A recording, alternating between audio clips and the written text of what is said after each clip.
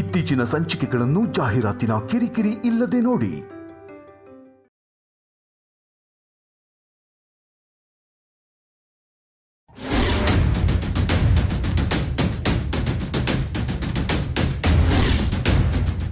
ಈ ಸಮಸ್ಯೆನ ನಾನೇ ಸೀಕ್ರೆಟ್ ಆಗಿ ಡೀಲ್ ಮಾಡ್ತೀನಿ.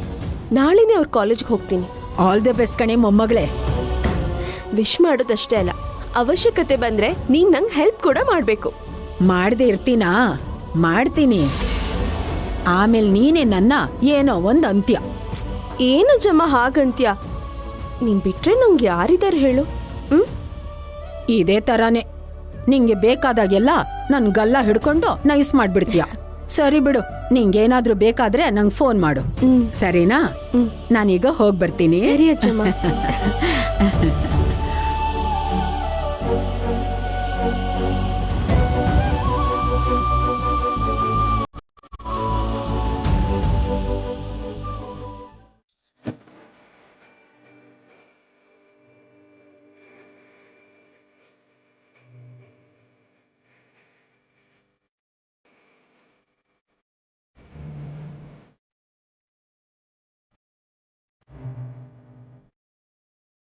ಕೈಲಾಶ್ ಅವರೇ, ಕಾಫಿ.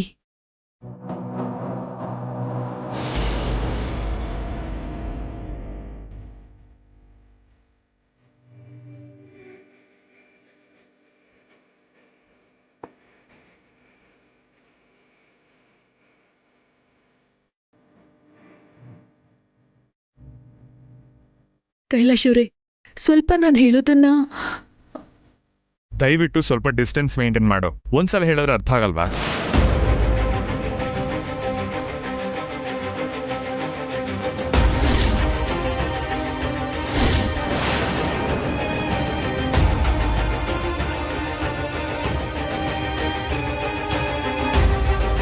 ಯಾಕಿಷ್ಟು ಮೊಂಡತನ ಮಾಡ್ತಿದ್ದೀರಾ ರೀ?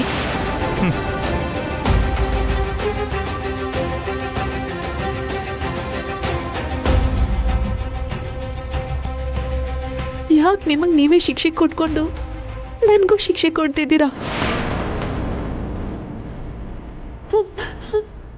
ಯಾಕೆ ನನ್ನ ನಂಬ್ತಾ ಇಲ್ಲ ರೀ? ಇಷ್ಟು ದಿನ ನನ್ನ ನಂಬಿ ನಿಮ್ಮನ್ನು ದೂರ ಇಟ್ಟಿದ್ದಾಗಲೂ ನೀವು ನನ್ನ ತಪ್ಪು ತಿಳ್ಕೊಂಡಿಲ್ಲ.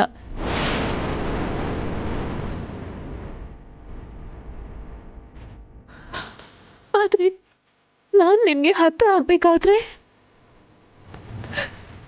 ನೀವು ಯಾರೋ ಹೇಳಿದ ಮಾತು ಕೇಳಿ ನನ್ನ ಯಾಕೆ ದೂರ ಇಡ್ತಿದ್ದೀರಾ?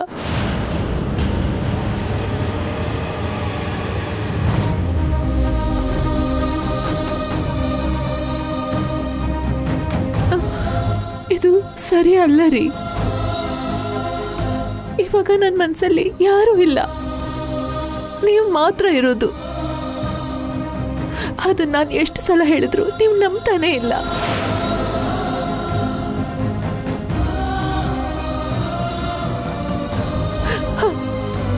ಅದೆಲ್ಲ ಮುಗ್ದೋಯ್ತು ರೀ. ನನಗೆ ಗೊತ್ತಿಲ್ಲದೆ ಮಾಡಿದ ತಪ್ಪು ಅದು.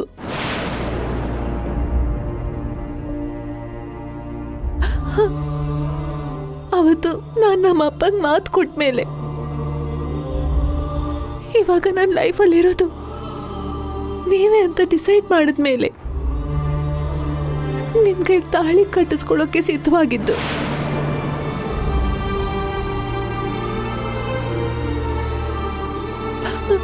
ಅದಾದ್ಮೇಲೆ ನನ್ನ ಮನಸ್ಸಲ್ಲಿ ನಿಮ್ಮನ್ ಬಿಟ್ರೆ ಇನ್ಯಾರಿಗೂ ಆ ಸ್ಥಾನ ಕೊಟ್ಟಿಲ್ಲ. ಅವತ್ತು ಕೂಡ ಹಾಸ್ಪಿಟಲ್ ಅವ್ರು ಹೇಳಿದ್ದನ್ನ ನಂಬಿ ನಾನು ನಿಮ್ಮಿಂದ ದೂರ ಇದ್ನೇ ವಿನಃ ನಾನು ನಿಮಗೆ ಯಾವತ್ತೂ ಮೋಸ ಮಾಡಿಲ್ಲ ರೀ.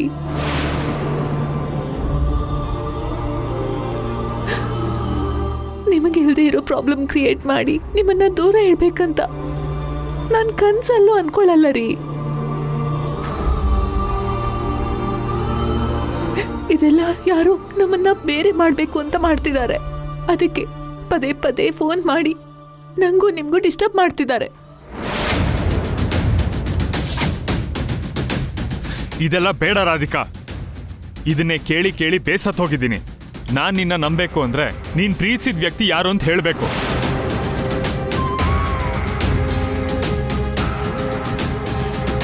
ಅವನ ಹೆಸರು ಕೂಡ ನೀನ್ ಹೇಳ್ತಿಲ್ಲ ಅಂದ್ರೆ ಖಂಡಿತ ನೀನ್ ತಪ್ಪು ಮಾಡಿದ್ಯಾ. ನೀನ್ ಆ ತಪ್ಪನ್ ಮುಚ್ಚಿಡ್ಬೇಕು ಅಂತ ನಾಟಕ ಆಡ್ತಿದ್ಯಾ ಅಂತ ನನಗೆ ಅನ್ನಿಸ್ತಿದೆ. ನಿನಗೆ ನನ್ನ ಮೇಲೆ ಪ್ರೀತಿ ಇದೆ ಅನ್ನೋದನ್ನ ನಾನು ನಂಬಲ್ಲ.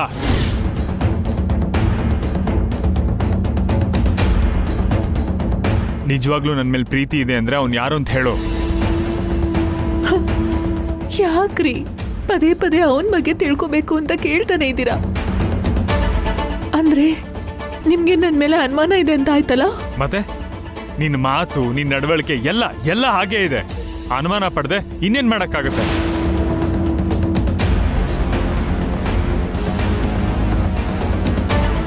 ನಮ್ಮಿಬ್ರ ಸಂಸಾರ ಪ್ರಾಬ್ಲಮ್ ಅಲ್ಲಿ ಇದೆ ಅಂತ ಗೊತ್ತಿದ್ರು ನೀನು ನಿನ್ ಲವರ್ ಬಗ್ಗೆ ಏನು ಹೇಳ್ತಿಲ್ಲ ಅಂದ್ರೆ ನಾನೇನ್ ಅನ್ಕೋಬೇಕು? ಅದಲ್ಲ ರೀ. ಏ, ಇದೆಲ್ಲ ನಾಟಕಗಳು ನನ್ನ ಹತ್ರ ಇಟ್ಕೋಬೇಡ.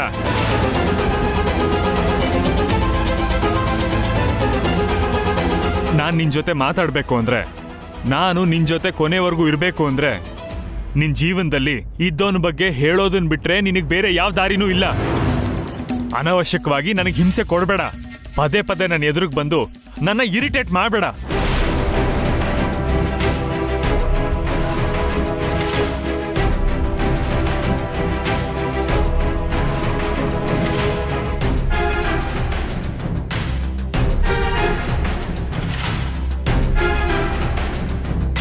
ಏನಾಯ್ತು ಹೀಗಿದ್ದೀರಾ? ಹ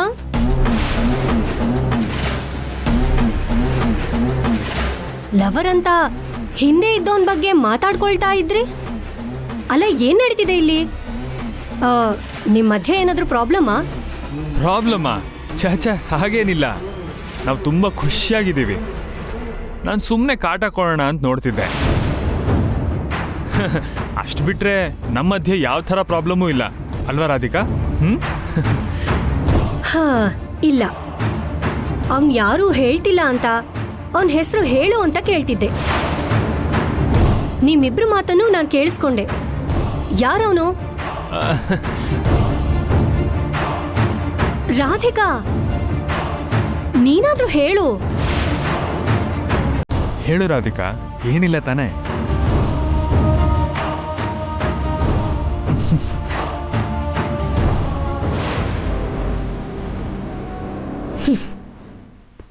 ಹುಚ್ಚ ಹುಡುಗಿ, ನಿಮ್ ಪ್ರಾಬ್ಲಮ್ ನನಗೆ ಗೊತ್ತಾಗಕ್ ಬಿಡದೆ ಕವರ್ ಮಾಡೋದಕ್ಕೆ ಚೆನ್ನಾಗೆ ಪ್ರಯತ್ನ ಪಟ್ರು. ಆದ್ರೆ ನಿಮಗ್ ಗೊತ್ತಿಲ್ಲದೆ ಇರೋ ವಿಷಯ ಏನಂದ್ರೆ, ನಿಮ್ ಮಧ್ಯ ಆ ಪ್ರಾಬ್ಲಮ್ ಕ್ರಿಯೇಟ್ ಮಾಡಿದ್ದೇ ನಾನು. ಇನ್ಮೇಲೆ ಆ ಪ್ರಾಬ್ಲಮ್ ಜಾಸ್ತಿ ಆಗುತ್ತೆ ಬಿಟ್ರೆ ಜೀವನ ಪೂರ್ತಿ ಪ್ರಾಬ್ಲಮ್ ಸಾಲ್ವ್ ಆಗೋದಿಲ್ಲ. ನಿಮ್ ಸಂಸಾರ ಸರಿ ಹೋಯ್ತು ಅನ್ನೋದು ನಡೆಯಲ್ಲ.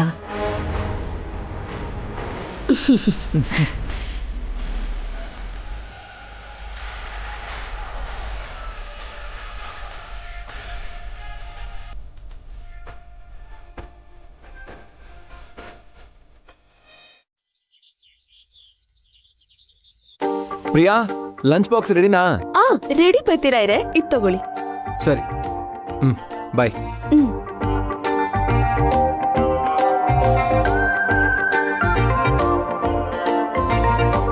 ಹೌದು, ನೀನೆಲ್ಲಿಗೆ ಹೊರಟಿದ್ಯಾ?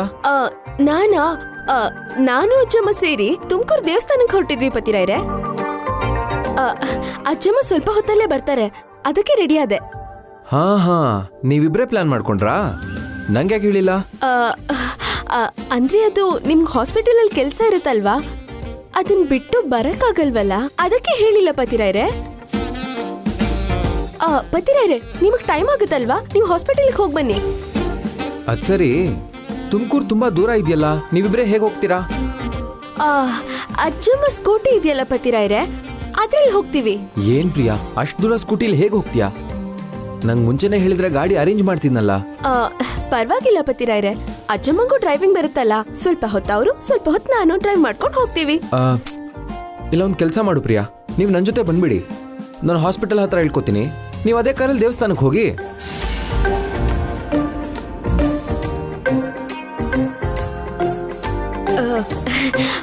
ಅಯ್ಯೋ ಪತಿರಾಯ್ರೆ, ನಿಮಗ್ ಯಾಕೆ ತೊಂದ್ರೆ? ಅಜ್ಜಮ್ಮ ಬರಕ್ಕೆ ಒಂಚೂರ್ ತಡ ಆದ್ರೂ ನೀವ್ ಹಾಸ್ಪಿಟಲ್ಗೆ ಹೋಗೋದು ಲೇಟ್ ಆಗುತ್ತಲ್ವಾ? ನೀವ್ ಆರಾಮಾಗಿ ಹೋಗಿ, ನಮ್ ಬಗ್ಗೆ ಚಿಂತೆ ಬೇಡ, ನಾವ್ ಹುಷಾರಾಗಿ ಹೋಗಿ ಬರ್ತೀವಿ. ಹಾ, ಏನ್ ಹುಷಾರೋ ಏನೋ.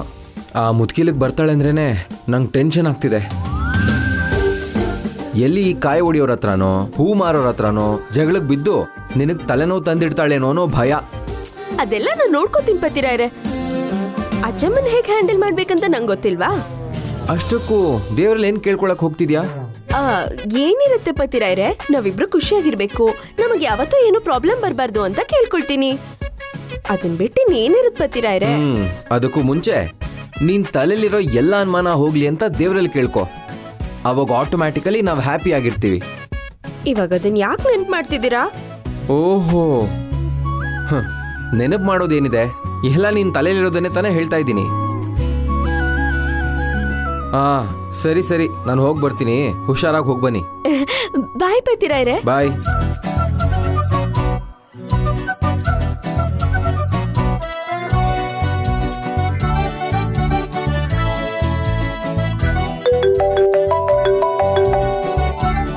ಪ್ರಿಯಾ, ಹೇಳಮ್ಮ. ಅಜ್ಜಮ್ಮ, ನಾನು ಕಾಲೇಜ್ ಕಡೆ ಹೋಗ್ತಿದ್ದೀನಿ. ಅವ್ರು ಕೇಳಿದ್ರೆ ತುಮಕೂರಲ್ಲಿರೋ ದೇವಸ್ಥಾನಕ್ಕೆ ಹೋಗ್ತಿದ್ದೀನಿ ಅಂತ ಹೇಳಿದೀನಿ. ಒಂದ್ ವೇಳೆ ನಿಂಗ್ ಫೋನ್ ಮಾಡಿದ್ರೆ ನೀನು ಅದನ್ನೇ ಹೇಳಿ ಮ್ಯಾನೇಜ್ ಮಾಡು, ಸರಿನಾ? ಅಯ್ಯೋ, ಅದ್ ಹೇಗೆ ಆಗತ್ತೆ? ಒಂದ್ ವೇಳೆ ನಾವ್ ಅಕ್ಕಪಕ್ಕ ಇದೀವಿ ಅನ್ಕೊಂಡು ನಿಂಗ್ ಫೋನ್ ಕೊಡು ಅಂದ್ರೆ ನಾನೇನ್ ಮಾಡ್ಲೆ? ನೀನ್ ನನ್ನನ್ ಯಾಕೆ ಸಿಕ್ಕಾಕ್ಸ್ತೆ ಇದ್ರಲ್ಲಿ? ಮತ್ತೇನ್ ಮಾಡ್ಲಿ ಅಜ್ಜಮ್ಮ?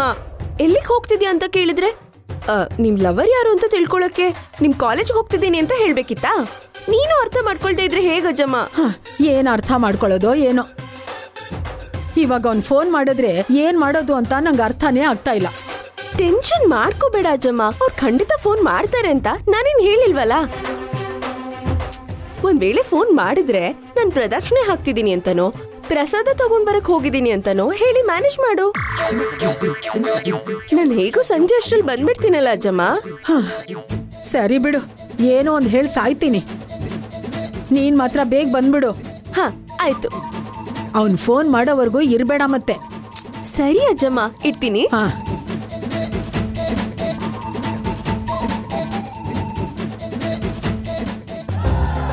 ಅಯ್ಯೋ ಭಗವಂತ, ಇವಳು ಅವಶ್ಯಕತೆ ಇಲ್ಲದೆ ನನ್ನ ಸಿಕ್ಕಾಕ್ಸದ್ಲಲ್ಲ. ಇಷ್ಟೊತ್ಕವನು ಅವಳಿಗೆ ಅನುಮಾನ ಹುಟ್ಟಿಸಿದ್ದು ನಾನೇ ಅಂತ ಅನ್ಕೋತಾ ಇರ್ತಾನೆ. ಇವಾಗ ಈ ಕತೆ ಎಲ್ಲ ಗೊತ್ತಾಯ್ತು ಅಂದ್ರೆ ನಾನು ಬದುಕಿರುವಾಗಲೇ ತಿಥಿ ಮಾಡೋದಂತೂ ಖಂಡಿತ. ಏನೋ ಈ ದಿನ ಏನಾಗುತ್ತೋ ಏನೋ. ತಿರುಪತಿ ವೆಂಕಟೇಶ್ವರ ಸ್ವಾಮಿ, ನೀನೇ ನನ್ನನ್ನು ಕಾಪಾಡಬೇಕು. ಅಯ್ಯೋ,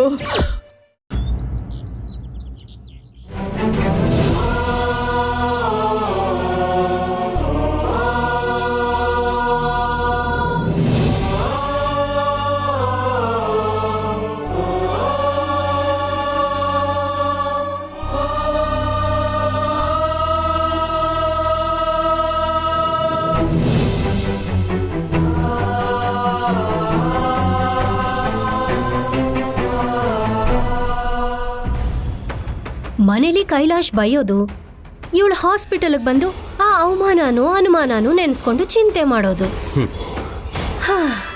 ಇನ್ನಿವಳಿಗೆ ಜೀವನ ಪೂರ್ತಿ ನರ್ಕ ತಪ್ಪಲ್ವಲ್ಲ. ಅವಳಿಗೆ ಈ ಅಳು, ನಮ್ಗಿಲ್ಲಿ ಎಂಟರ್ಟೈನ್ಮೆಂಟ್ ಗ್ಯಾರಂಟಿ.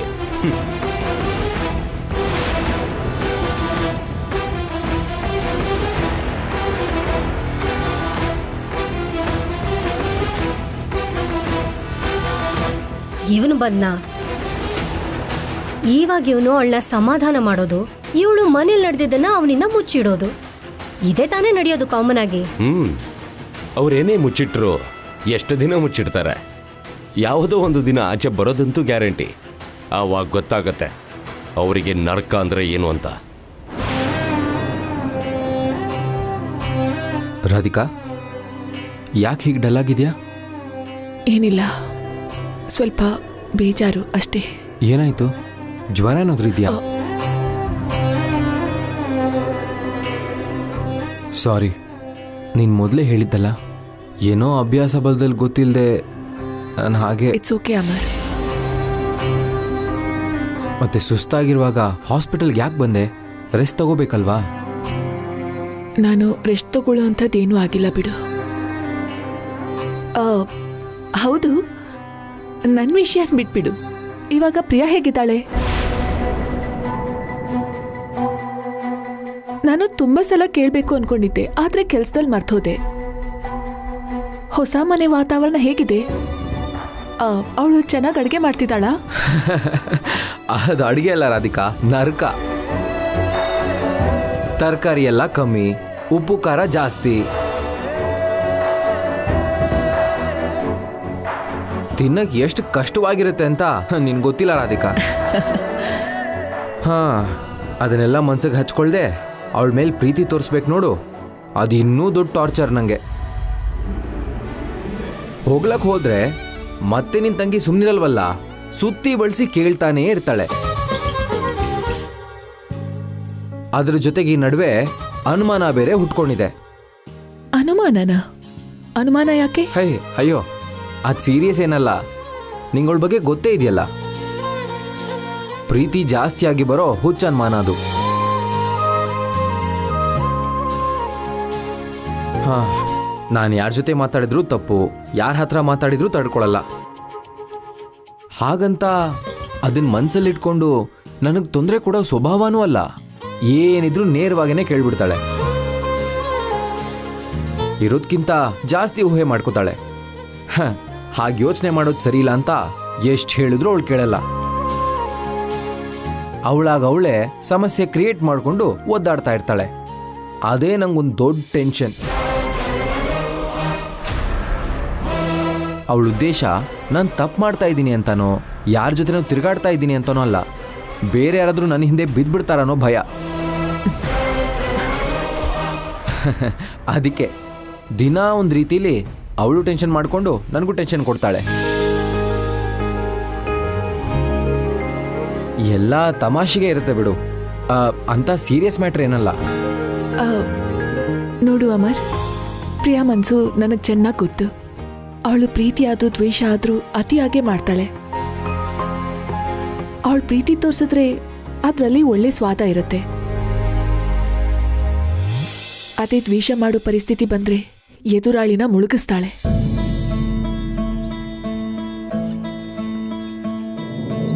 ಅದಕ್ಕೆ ಯಾವ್ದಾದ್ರೂ ತಡ್ಕೊಳ್ಳೋದು ಕಷ್ಟನೇ ಅಮರ್. ಪ್ರಿಯಾಗೆ ತಪ್ಪು ಮಾಡೋದು ಗೊತ್ತಿಲ್ಲ ಅಮರ್.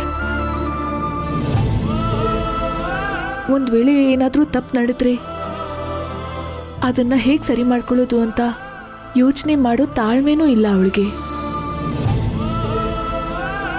ಆ ಕ್ಷಣ ಅವಳ ಮನ್ಸಿಗೆ ಏನ್ ಬರುತ್ತೋ ಅದನ್ನ ಒಂದು ಕ್ಷಣ ಕೂಡ ಯೋಚನೆ ಮಾಡದೆ ಹೇಳ್ಬಿಡ್ತಾಳೆ.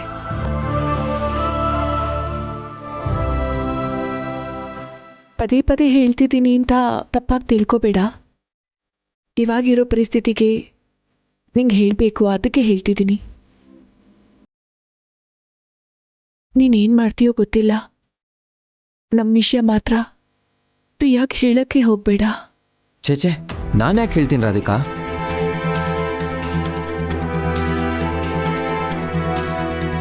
ಈಗೀಗ ತಾನೇ ನಾನು ಪ್ರಿಯಾ ಪ್ರೀತಿನ ಅನುಭವಿಸೋಕ್ಕೆ ಶುರು ಮಾಡಿದ್ದೀನಿ.